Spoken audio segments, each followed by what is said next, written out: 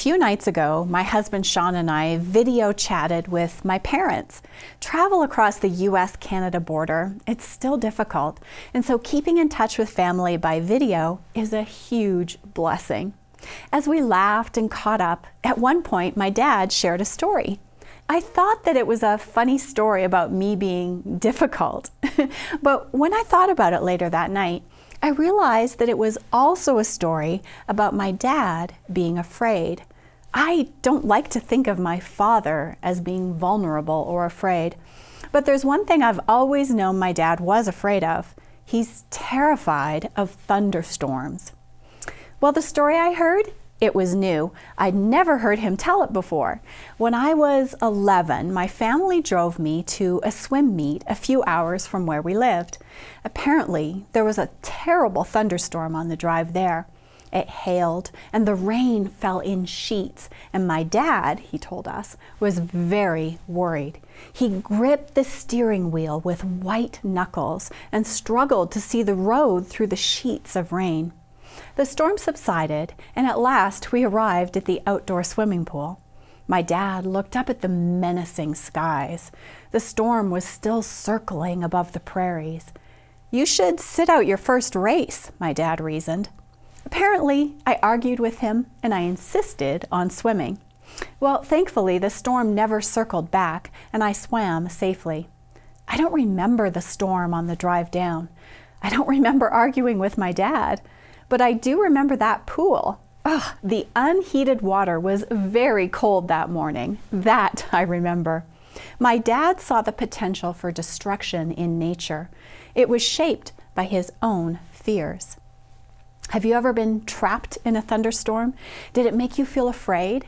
Well, I love thunderstorms. There's something powerful and electric, literally, about seeing the forces of nature on display.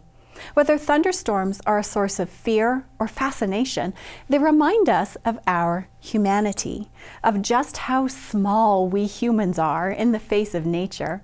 There's a beautiful psalm written by David that describes the power of God as seen in nature. It's Psalm 29. Let's read it together. It says, "A psalm of David. Give unto the Lord, O you mighty ones. Give unto the Lord glory and strength. Give unto the Lord the glory due to his name. Worship the Lord in the beauty of holiness. The voice of the Lord is over the waters. The God of glory thunders. The Lord is over many waters. The voice of the Lord is powerful. The voice of the Lord is full of majesty. The voice of the Lord breaks the cedars. Yes, the Lord splinters the cedars of Lebanon. He makes them also skip like a calf, Lebanon and Syrian like a young wild ox. The voice of the Lord divides the flames of fire. The voice of the Lord shakes the wilderness. The Lord shakes the wilderness of Kadesh. The voice of the Lord makes the deer give birth and strips the forest bare. And in his temple, everyone says, glory.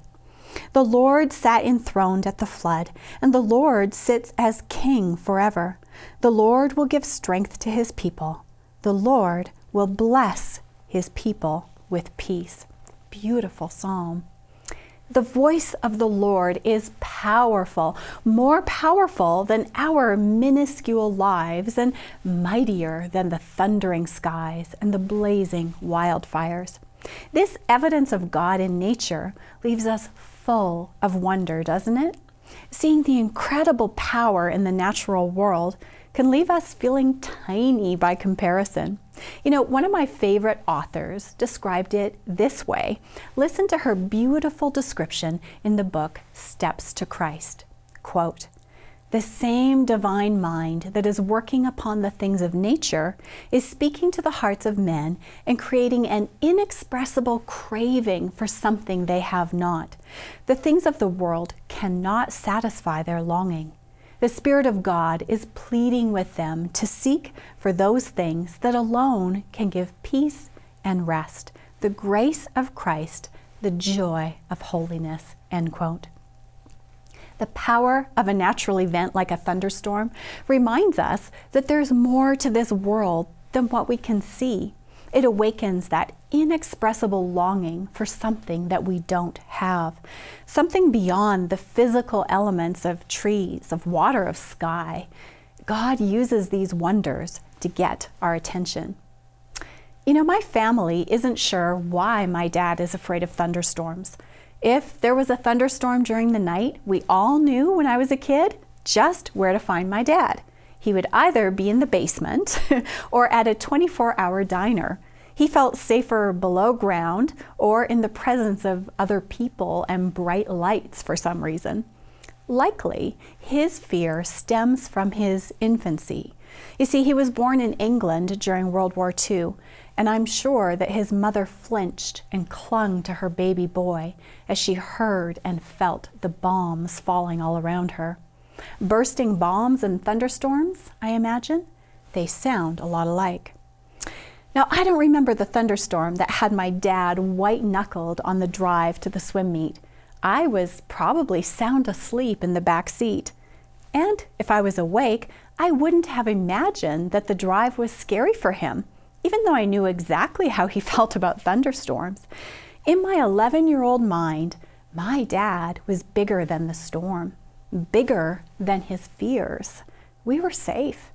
That might have been the thinking of a naive 11-year-old, but it's a lovely picture of our God, too. You see, God is incapable of fear. He is in control of everything around us, even when the skies feel and look gray and menacing. He controls the winds and the waters. God uses the vitality of nature to whisper or shout to us. There's more beyond the trees and the water and the skies, he says. Search for me. We can almost hear the voice that controls the storm, can't we? Search and you will find me.